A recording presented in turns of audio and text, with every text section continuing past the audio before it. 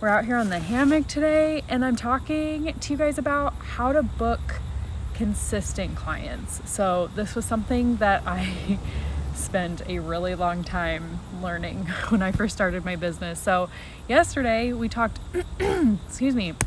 all about, I guess, my freelance journey, how I went from getting laid off from my job to, in a few years, running a 6-figure business. So we got that all out of the way. If you didn't catch that, you can watch the replay of my IGTV little thingy-mabob.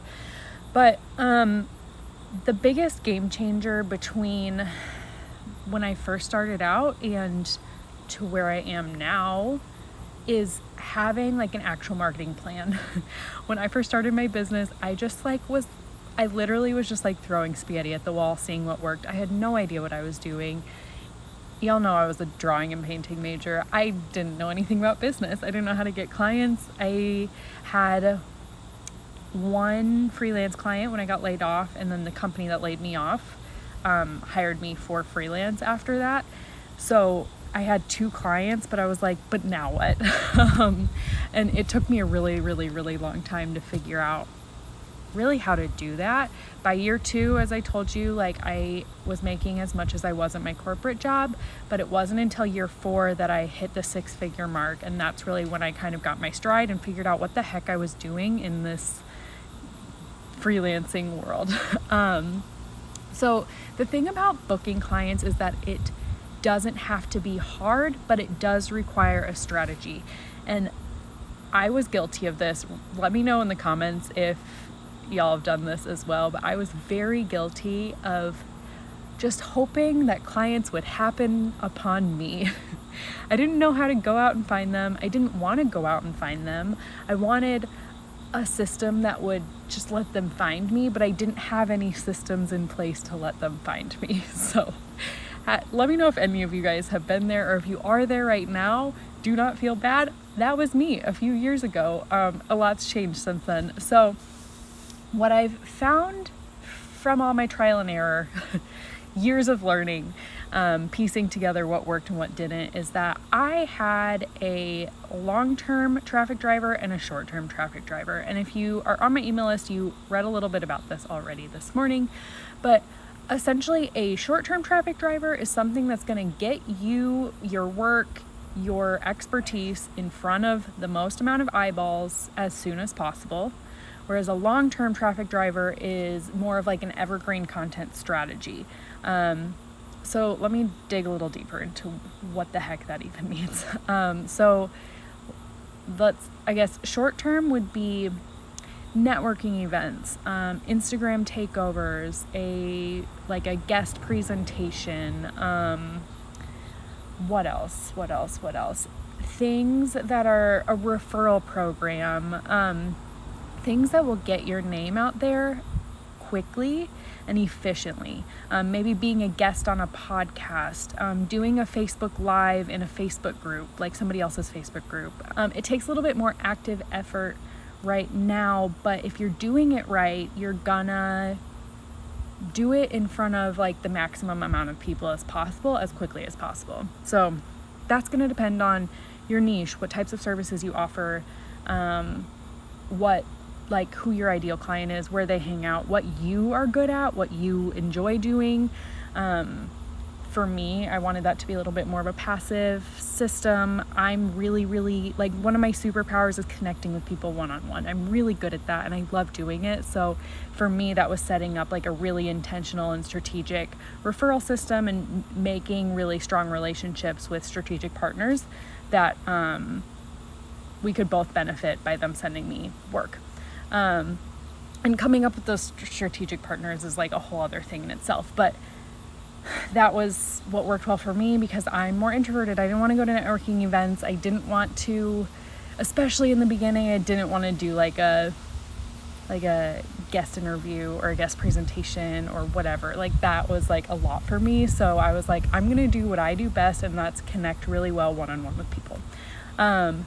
My long-term traffic driver, however, was blogging. So long-term traffic drivers are going to be more like evergreen content. It's going to be It's going to be things that require consistent effort over a long period of time and that are just going to like compound on how effective and visible they are. So, for example, for me, that's blogging, because I have blog posts from 5 years ago now that are still bringing me traffic, but I don't have to do anything to get that traffic because it's already done. I am still making new blog content because that helps with my SEO, which is also a long-term traffic driver.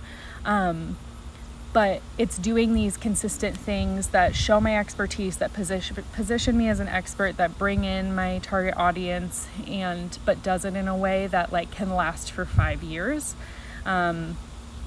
Things like this would be hosting a podcast, blogging, what else? Whoa, why am I drawing a blank? Pinterest.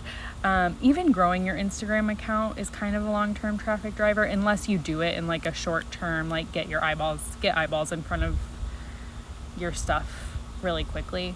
I guess it could kind of be both. But stuff that can live on YouTube channels,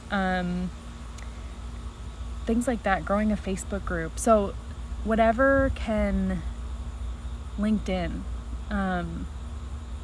stuff like that, stuff that's going to take a little longer to really pick up speed, but can like live somewhere and bring in people regularly. So I guess, I don't know that LinkedIn is a good one. I don't use LinkedIn, so maybe negate that.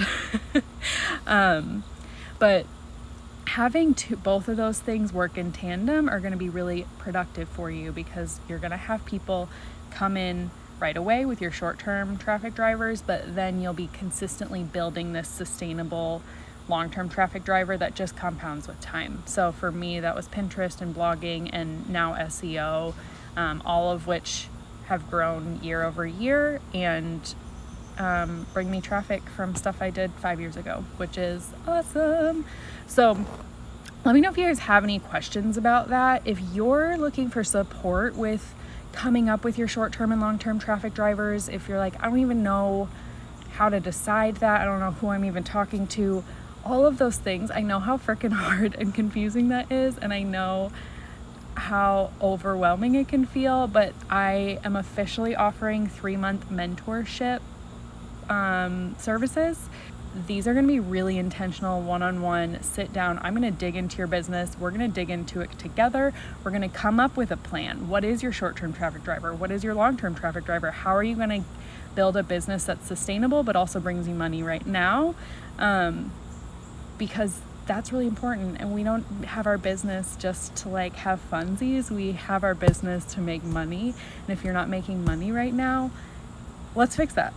I just want to be your business BFF, and if that's what you need right now, if you need support, if you need somebody who can give you some tough love or can like keep you accountable to actually do the thing that you need to be doing even though it's scary, or you need somebody that you can just ask advice to whenever you have it, or learn from my mistakes or whatever, this would be a really, really awesome opportunity for us to do it together. So as I said earlier, my superpower is connecting one-on-one with people, and I genuinely love like going into other people's businesses and figuring it out and being like, okay, here's where we're gonna go, here's where we can find these people, here's where your superpowers are that we can use here, and here, because at the end of the day, you're gonna get clients because of you. So finding what's unique to you and utilizing that to your fullest potential is going to be what's most impactful. But I hope this was helpful. If you're in a place where you're just feeling really lost as to what you should be doing right now, you are not alone.